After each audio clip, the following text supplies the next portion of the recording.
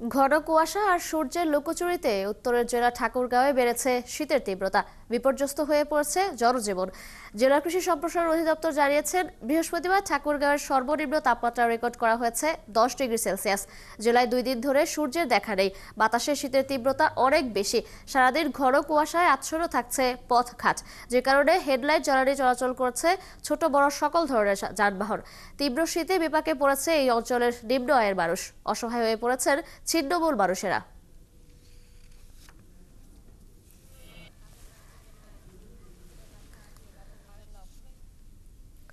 দর্শক, শীতের আরো খবর জানাতে ঠাকুরগাঁও থেকে যুক্ত হচ্ছেন সহকর্মী তানভীর হাসান তানু। তানভীর, ঠাকুরগাঁও আজকের তাপমাত্রা কত? সকালবেলা কুয়াশা কেমন থাকছে? সাথে আরো জানাবো যে শীতজনিত রোগীর সংখ্যা নিয়ে কি বলছেন চিকিৎসকেরা। এছাড়া কৃষিক্ষেত্রে শীতের প্রভাব কেমন পড়ছে? জি, আপনাকে ধন্যবাদ। আজকে ঠাকুরগাঁয়ে সকাল থেকে যে তাপমাত্রা আমরা নিয়ন্ত্রণের বিষয়টি আমরা জেনেছি, 10 থেকে 14 ডিগ্রি সেলসিয়াসের মধ্যে বিরাজ করছে। বর্তমান সকাল 6টার দিকে 10 ডিগ্রি সেলসিয়াস তাপমাত্রা ছিল, বর্তমান 15 ডিগ্রি সেলসিয়াস তাপমাত্রা বিরাজ করছে।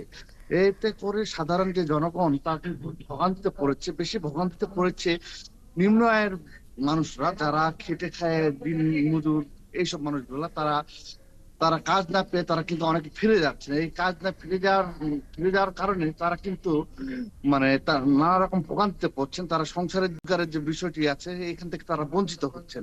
অপরদিকে ঠাকুরগাঁও যেহেতু কৃষি অঞ্চল একটা এলাকায়, এই অঞ্চলে কৃষিভিত্তিক বিভিন্ন রকম খামার গড়ে উঠেছে। ঠাকুরগাঁও বর্তমান আলু চাষ হচ্ছে। এই আলু চাষে কিন্তু প্রচুর পরিমাণ শ্রমিক দরকার। সেই শ্রমিক কিন্তু আপাতত পাচ্ছে না। আবার অনেকে আবার শীতের কারণে কাজ করতে পারে না। সে কারণে শ্রমিক সংকটে ভুগছে আলু চাষিরা। এতে করে আলু চাষিদের একটা ব্যাপক ধরনের একটা ক্ষতির সংখ্যার মধ্যে রয়েছেন।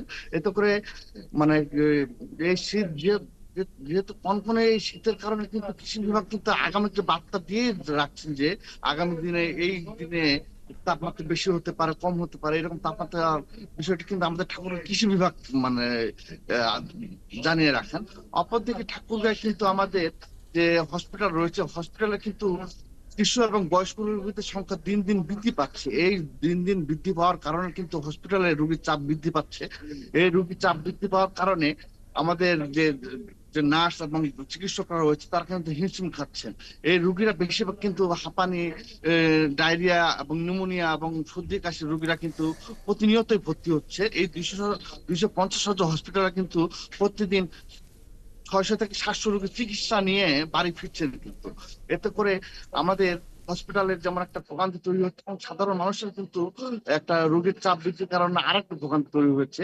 আমি ইতিমধ্যে ঠাকুরগাঁও জেলা প্রশাসনের সাথে যোগাযোগ করেছিলাম। তিনি আমাকে জানিয়েছেন, ঠাকুরগাঁও যেহেতু একটি সীমান্তবর্তী এলাকা, এই সীমান্তবর্তী এলাকায় কিন্তু শীতের তীব্রতা অনেক বেশি। এই শীতের তীব্রতা বেশি হওয়ার কারণে ইতিমধ্যে তারা ত্রাণ মন্ত্রণালয়ে ত্রাণের অধিক চাহিদা পাঠিয়েছেন।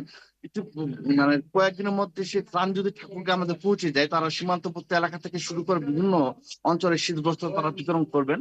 এবং সেই শীতবস্ত্র বিতরণ করলে অনেকটা শীত নিবারণের চেষ্টা করবেন নিম্ন আয়ের মানুষরা বলে সাধারণ মানুষরা মনে করছেন।